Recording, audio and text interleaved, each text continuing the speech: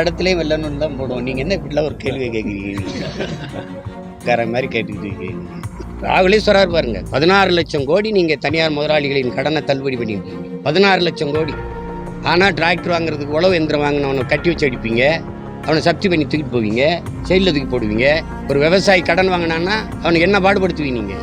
சாலைக்கு பேர் தேசிய நெடுஞ்சாலை, குறுக்க கட்டையை போட்டு வசூலிக்கிறவன் யார்? தனியார் முதலாளி. ரோட்டை குறுபோட்டு விற்றுட்டா நாட்டையும் குறுபோட்டு விற்றுக்கிட்டு இருக்க. இதுக்கு ஒரு கட்சி, இதுக்கு ஒரு ஆட்சி.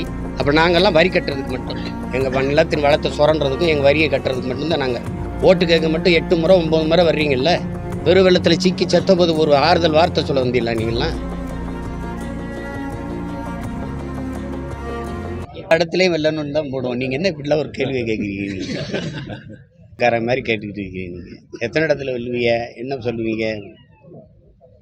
போட்டி போடுறது எல்லா இடத்துலையும் வெல்றது தானே தம்பி போட்டி போடுறோம். அப்புறம் ஒற்றை கட்சி ஆட்சி முறையை ஒழிக்கணும்.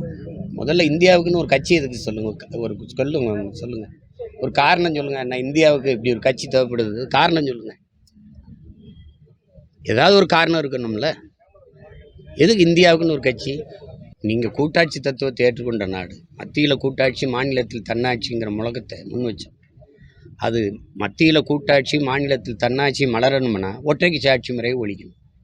அந்தந்த மாநில மக்கள் அந்தந்த மாநிலத்தை ஆள்வது, இந்தியாவை கூடி பேசி ஆள்வது. ஒரு குஜராத்தியை 3 முறைக்கு வாய்ப்பு கொடுக்குறீங்க ஒருத்தருக்கு. மற்ற தேசியங்கள்லாம் சொல்லுங்கள். நீங்கள் மன்மோகன் சிங் 2 முறை இருந்தார்ல, ஒரு சிங் இருந்தார்ல. ஒரு 5 வருஷம் அவர் கொடுத்து, ஒரு 5 வருஷம் எங்கள் ஐயா சிதம்பரத்துக்கு கொடுத்துருக்கலாம்ல ஒரு தமிழருக்கு சுழற்சி முறையில். நீங்களே இருப்பீங்கன்னா இந்திய தாய்மொழியாக கொண்டு வந்தால் இந்தியன்னா.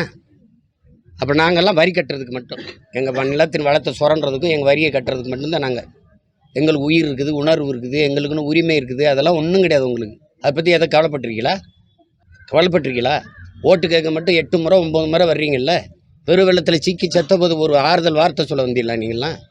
எங்களை என்னவா மதிக்கிறீங்க? இப்போ சாலைக்கு பேர் தேசிய நெடுஞ்சாலை, குறுக்க கட்டையை போட்டு வசூலிக்கிறவன் யார்? தனியார் முதலாளி. ரோட்டை குறுபோட்டு விற்றுட்டா நாட்டையும் குறுபோட்டு விற்றுக்கிட்டு இருக்க. இதுக்கு ஒரு கட்சி, இதுக்கு ஒரு ஆட்சி.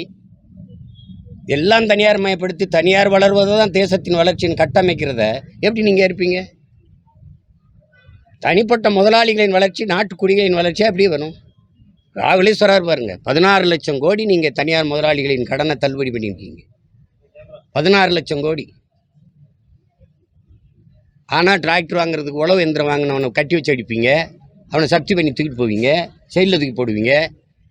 ஒரு விவசாயி கடன் வாங்கினான்னா அவனுக்கு என்ன பாடுபடுத்துவீங்க நீங்கள்? பெரியாரை பேசுவாங்க, அண்ணாவை பேசுவாங்க, பெரியாரை பற்றி பேசுவாங்க. பெரியார் பேசுனதை பேசுவாங்களா? செயல்படுத்துவாங்களா? போன 2019 அவர் கொடுக்கல, இஸ்லாமியருக்கு சீட்டு கொடுக்கல. அவர் இந்த முறையும் கொடுக்கல. நவாஸ்கனிக்கு மட்டும் கூட்டணிக்கு ஒன்று தள்ளி விட்டுட்டு அப்படியே விட்டுருவாங்க. அது இப்போ சமூக நீதியும் எல்லாரும் கொடுக்கணும்ல. எத்தனை கிறிஸ்தவர் இஸ்லாமியர் கொடுத்தாங்க அவங்க இந்த வாட்டி? ஒன்றும் கொடுக்கல. பெண்களுக்கு கொடுக்கறதுங்கிறது இதில் பெருமை ஒன்றும் கிடையாது. நம்ம பிறவி கடமை, அதனால் செய்யணும்.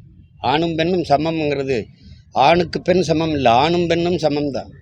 அப்போ சும்மா பெண்ணிய உரிமை பேசுகிறது, பெண்ணை போற்றுவது, பாரத மாதாக்கு ஜெயின் சொத்து சொல்கிறது, அதெல்லாம் சும்மா.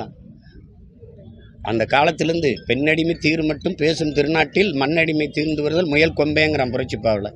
நான் யாருக்கு கொடுக்குறேன் சீட்டு? எங்கள் அக்காவை கொடுக்குறேன், என் தங்கச்சிக்கு கொடுக்குறேன், எங்கள் அம்மாவை கொடுக்குறேன். அந்த உணர்வு இருந்தால் தான் சமூக நீதியை நிலைநாட்ட முடியும்.